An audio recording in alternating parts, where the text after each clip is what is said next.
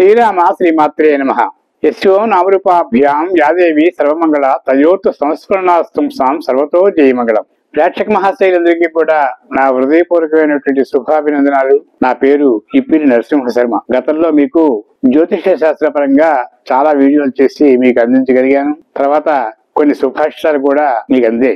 అయితే నేను మీకు సుపరిచితుడినే.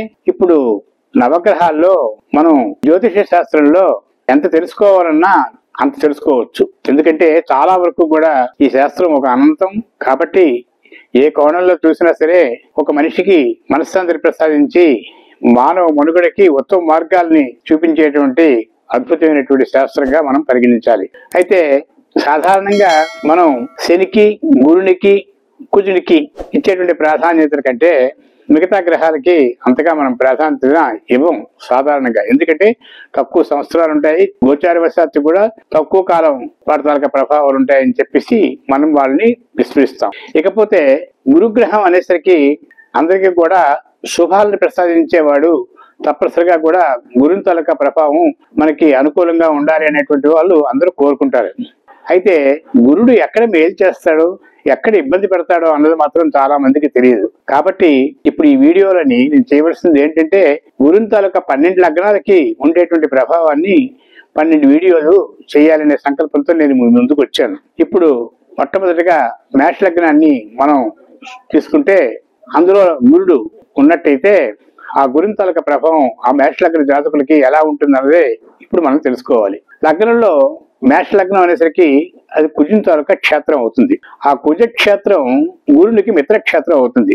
అక్కడ గురుడు ఉన్నట్టయితే ఆరోగ్యం బాగుంటుంది, చిన్న స్థూలకాయం వచ్చే అవకాశాలు ఉంటాయి, మంచి అభివృద్ధికరమైన జీవనం కలిగి ఉంటారు, వాళ్ళు విద్యాబుద్ధులు కలిగి ఉంటారు అన్నది మాత్రం ఈ తాలూకా విషయంలో మనం తెలియజేసుకోవాలి. తర్వాత అదే మేష లగ్నానికి 2వ స్థానంలో గురుడు అంటే శుక్రక్షేత్రంలో ఉంటాడు.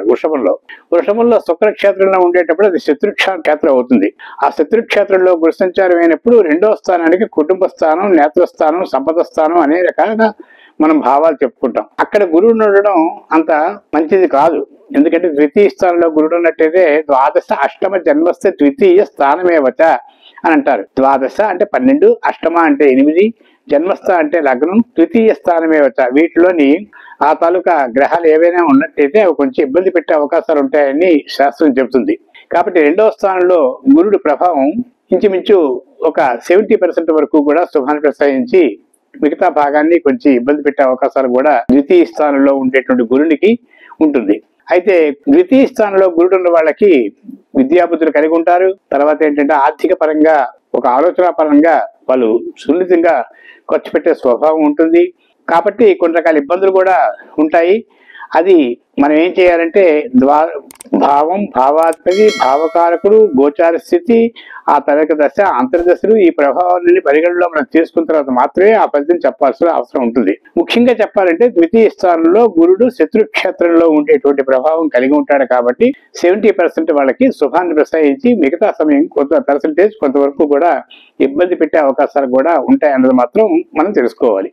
ఇకను మేష లగ్నానికి 3వ స్థానం అయినటువంటి మిథునంలో గురుడు ఉన్నట్టయితే అది గురునికి బుధస్థానంలో గురుడు ఉన్నట్టయితే అంత ప్రభావాన్ని మనం ఇంచుమించు గురుడు ఒంటరి బుధుడు అక్కడే ఉన్నట్టయితే ఆ బుధస్థానంలో ఉండేటువంటి గురుడు ఇంచుమించు 80% శుభాన్ని ప్రసాదించే అవకాశాలు ఉంటాయి. కానీ అక్కడ బాలారిష్ట దోషం గురునికి ఆపాదించబడుతుంది. గురునికి చంద్రాష్టమంచ, ధరణీసప్తమంచ, రాహుర్నవంచ, కేతు ద్వితీయ, భృగు షట్క, అర్కస్థ పంచ, బుధ చతుర్థ, శని జన్మ, గురు తృతీయ అంటారు. కాబట్టి గురుడు తృతీయ స్థానం అయినటువంటి స్థితిలో గురుడు ఉన్నట్టయితే బాలారిష్ట దోషాన్ని కలిగి ఉంటాడు. కాబట్టి అది కూడా గురుస్థితి వల్ల కొంతవరకు కూడా మేష లగ్న జాతకులకి ఆ 3వ స్థానం అభివృద్ధి స్థానం, సహోదర స్థానం కాబట్టి అవి కొంచెం బలహీనపడే అవకాశాలు కూడా మేష లగ్న జాతకులకి 3వ స్థానంలో గురుడు ఉండడం వల్ల జరుగుతుంది. తర్వాత చతుర్థ స్థానం కర్కాటకం అవుతుంది. చతుర్థ స్థానంలో గురుడు అక్కడ ఉన్నట్టయితే ఉష్టిపట్టు ఉంటాడు. ఎందుకంటే కర్కాటకం ఉష్ట, మకరం నీచ గురుని తాలకి ఉచ్చ స్థితిలో ఉన్నప్పటికీ కూడా చతుర్థ స్థానం కేంద్రంలో గురుడు అంత శుభాన్ని ప్రసాదించే అవకాశాలు కొంచెం తక్కువ. ఎందుకంటే కోణంలో ఉండాలి గురుడు. నైసర్గిక శుభగ్రహాలు గురు శుక్రుడు ఎప్పుడు కూడా 5, 9 స్థానాల్లో ఉండాలి. కాబట్టి కేంద్రంలో ఉన్నట్టయితే మాత్రం అది కొంతవరకు కూడా ఇబ్బందికరమైన వాతావరణం అని చెప్పేసి శాస్త్రం చెబుతుంది.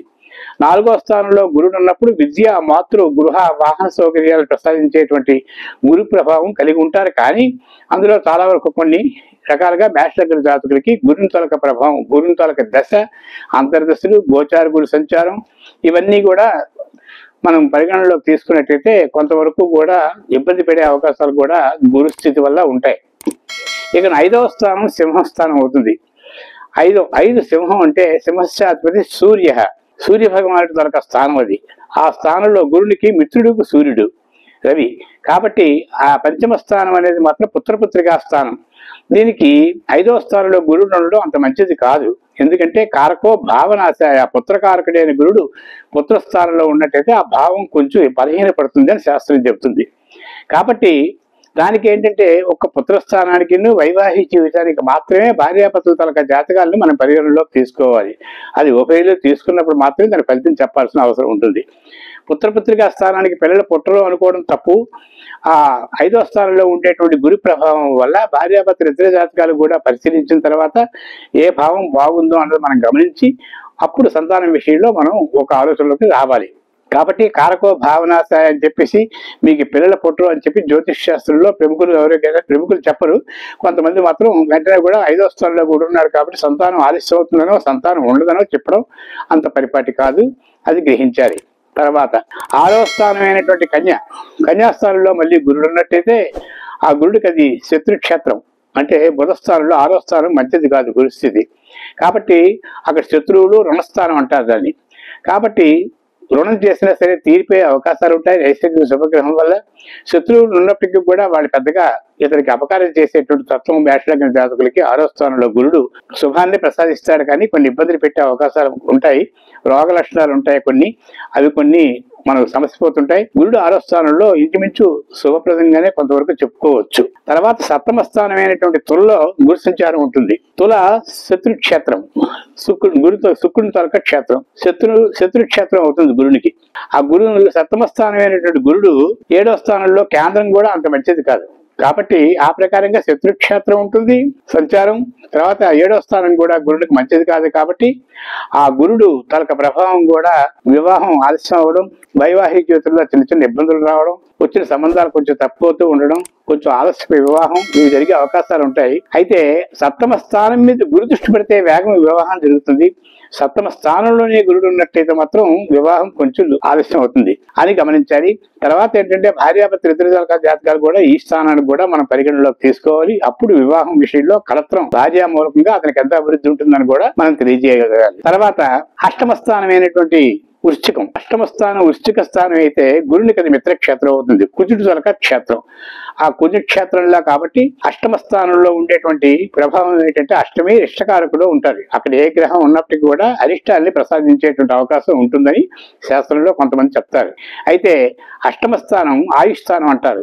దానికి ఏంటంటే రోగ నిరోధక శక్తి కూడా కొంచెం తగ్గుతుంది, చిన్న చిన్న వ్యాధులు వచ్చే అవకాశాలు ఉంటాయి. కానీ అది ప్రాణాపాయ స్థితిని మాత్రం కలుగు చేసేదిగా మనం పరిగణించకూడదు. 8వ స్థానం ఆయుష్ స్థానం కాబట్టి అక్కడ నైసర్గిక శుభగ్రహం సంచారం అవుతున్నది కాబట్టి మిత్రక్షేత్రం కాబట్టి అది మేష లగ్నానికి అది మేలే చేస్తుంది తప్ప ఆయు ప్రమాణానికి ఏ విధమైనటువంటి కొంచెం ఇబ్బంది పెట్టే అవకాశాలు కొంచెం తక్కువలోనే ఉంటాయని మనం గమనించాలి. తర్వాత భాగ్యస్థానం అయినటువంటిది ధనస్సు. ఆ ధనస్సు కూడా ఊరిని తొలక క్షేత్రం కాబట్టి భాగ్యాధిపతి భాగ్యమంది ఉంటాడు. వాళ్ళకి ఆకస్మికంగా ధనయోగాన్ని కలుగుతుంది. మేషలగ్న జాతకులకి భాగ్యంలో అంటే ధనస్సులో గురుడు ఉన్నట్లయితే 9వ స్థానంలోని ధనయోగం బాగుంటుంది. తర్వాత చేసే పని మీద ఏకాగ్రత ఉంటుంది, అన్ని పనులు విజయవంతంగా నెరవేరుతాయి. తర్వాత గురుని తొలక ప్రభావం చాలా బాగా పనిచేస్తుందని చెప్పచ్చు. ఆ తర్వాత ఆర్థికంగా బాగా ఎదుగుతారు, కుటుంబం బాగుంటుంది. ఇవన్నీ కూడా 9వ స్థానంలో ఉండేటువంటి గురు ప్రభావం వల్ల తండ్రికి కొంత ఆరోగ్యం చేకూరుతుంది, తల్లిదండ్రులకి పూజనీయంగా చూసుకునే తత్వం కూడా ఉంటుంది, పిల్లల్ని ప్రేమించే తత్వం కూడా ఉంటుంది. ఇవన్నీ కూడా భాగ్యస్థానం వల్ల కలిగే అంటూ అవకాశాలు ఉన్నాయి. తర్వాత రాజ్యస్థానం మకరం శని తొలక క్షేత్రం. ఆ శని గురునికి ఒక విధంగా చెప్పాలంటే ఆ గురుని తాలూకా ప్రభావం మకరంలో గురుడు అంత మంచిది కాదు. కానీ శని ఉండడం, శని క్షేత్రంలో ఉండడం కూడా కొంత మంచిది కాదు. అయినప్పటికీ రాజ్య కేంద్రంలో ఉంటాడు. రాజ్య కేంద్రం కాబట్టి రాజ్య కేంద్రం కూడా మంచిది కాదు. కాబట్టి ఉద్యోగ అవకాశాల విషయంలో మాత్రం చాలా జాగ్రత్తగా వ్యవహరించవలసిన అవసరం ఉంటుంది. స్థిరమైన ఉద్యోగం ఉంటుంది. ఎందుకంటే లగ్నాధిపతి కుజుడు తాలూకా ప్రభావాన్ని బట్టి ఉద్యోగం వచ్చే అవకాశాలు కూడా మనం చూసుకోవాలి. ఇక రాజ్య కేంద్రంలో ఖాళీగా ఉండకూడదు. రాజ్య కేంద్రంలో ఏదైనా ఒక గ్రహం ఉండాలి. అప్పుడు తప్పనిసరిగా వాళ్ళ గుర్తు ఉద్యోగాలు ఉంటాయనేది మాత్రం మనకు తెలుసుకోవాలి. అందులో గురుడు ఉన్నట్టయితే ఒక విద్యారంగంలో ఉండేటువంటి ఉద్యోగాలకి చాలా బలమైనటువంటి కేంద్రంగా అది చెప్పుకోవచ్చు. కాబట్టి ఉద్యోగం నిరంతరం ఉండే అవకాశాలు కూడా ఉంటాయి. కాబట్టి అంత ఉద్యోగం అంత లాభించకపోవచ్చు, కానీ ఉద్యోగం మాత్రం ఉంటుంది అని మనం మేషలగ్న జాతకాలకి చెప్పుకోవచ్చు. తర్వాత 11వ స్థానమైనటువంటి కుంభం, అది శత్రుక్షేత్రమే. అది శనితాలక క్షేత్రం. ఆ శనితాలక క్షేత్రంలో కూడా గురుడు ఉండడం కూడా 11వ స్థానంలో గురుడు ఉండడం వల్ల శత్రుక్షేత్రం అయినప్పటికీ 11వ స్థానం మంచిది కానప్పటికీ కూడా శుభ ఏకాదశ స్థాన ఫలం లభేతని శాస్త్రం చెప్తుంది. 11వ స్థానంలో గురుడు ఉన్నప్పుడు సకల శుభాలు జరుగుతాయని చెప్పేసి కూడా కొన్ని ప్రామాణిక సత్యాలు కొంతమంది పెద్దలు చెప్తారు. కాబట్టి 11వ స్థానంలో గురుడు కూడా అది శుభత్వాన్ని ప్రసాదిస్తుంది. మేషలగ్న జాతకులకి 11వ స్థానంలో గురుడు ఉండడం వల్ల కూడా కొంతవరకు ఫలితం బాగుంటుంది. అయితే 11వ స్థానంలో గురుని తాలూకా ప్రభావాలు చాలా ఉంటాయి. 11 చాలా కీలకమైనటువంటి స్థానం. ఆ స్థానం గురించి కొన్ని పాపగ్రహాల తాలూకా ప్రభావాలను మనం చెప్పుకున్నప్పుడు ఆ స్థానం గురించి మనం తెలుసుకోవచ్చు. గురుని తాలూకా ప్రభావం మాత్రం అంతగా ఉండదు. కాబట్టి 11వ స్థానం శుభదాయకమే. ఇక 12వ స్థానం అయినటువంటి మీనం. ఆ మీనం గురుని తాలూకా క్షేత్రం. ఆ గురుని తాలూకా క్షేత్రం అయినప్పుడు కోదండ వేరేవారు మంత్రి వ్యయాధిపతి 1000 మంది ఉంటాడు. ఆ వ్యయాధిపతి 1000 మంది ఉండడం ఒక అదృష్టం. తర్వాత ఆ గురుని తాలూకా పంచముఖోడ దృష్టి చతుర్థ స్థానం మీద పడుతుంది. విద్య, మాతృ, గృహవాహన సౌకర్యాలు కూడా మంచి అభివృద్ధి పొందుతాయి. కాబట్టి 1000 స్థానంలో ఉండేటువంటి గురుడు చతుర్థ స్థానమైన కర్కాటకం మీద గురుని తాలూకా ప్రభావం పడుతుంది. కాబట్టి ఆ కర్కాటకం అనేది మేషలగ్నానికి విద్యా, మాతృ, గృహవాహన సౌకర్య స్థానం అని చెప్పి మనం గమనించాలి. దాని మీద గురి దృష్టి పడితే ఆ తప్పనిసరిగా ఆ అవసరాలన్నీ కూడా మనకు నెరవేరుతాయని చెప్పేసి కూడా మనం గమనించవచ్చు. తర్వాత లగ్నం నుంచి 8వ స్థానమైనటువంటి శుక్రునికి, అంటే లగ్నం నుంచి 7వ స్థానం తొలవుతుంది. గురుని తాలూకా దృష్టి కూడా పడే అవకాశాలు కూడా లేవు. కుంభంలో గురుని తాలూకా ప్రభావం గురించి మనం ఇప్పుడు చెప్పుకున్నాం. ఇకను మేష లగ్నానికి 12వ స్థానమైనటువంటి మేనంలో ఉండేటువంటి ఫలితం ఏమిటంటే 1000 స్థానం అంటారు. కాబట్టి ద్వాదశ, అష్టమ, జన్మస్థ, ద్వితీయ స్థానాలన్నీ కూడా మంచివి కావని చెప్పేసి కూడా మన శాస్త్రం చెప్తుంది. 1000 స్థానం తాలూకా అది 1000 స్థానం మేనం అవడం చేత మేష లగ్నానికి ఆ మేనం గురుని తాలూకా క్షేత్రం అయినప్పుడు మాత్రం ఆ గురుడు అక్కడే ఉన్నట్టయితే వ్యయాధిపతి 1000 మంది ఉన్నాడు. కాబట్టి ఆ గురుని తాలూకా ప్రభావం అంతగా మనకి ఇబ్బంది పెట్టే అవకాశాలు మాత్రం ఉండవు. ఎందుకంటే అన్ని శుభాలు జరిగే అవకాశాలు కూడా ఉంటాయి.